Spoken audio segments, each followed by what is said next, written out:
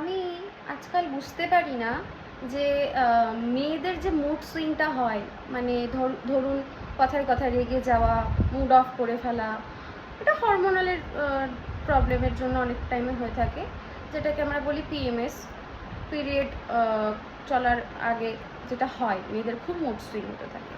তো quite obvious যে হবে মেয়েদের এটা। বাট আজকাল দেখছি ছেলেদের আমাদের থেকেও বেশি বেশি পরিমাণ মুড সুইং হয়।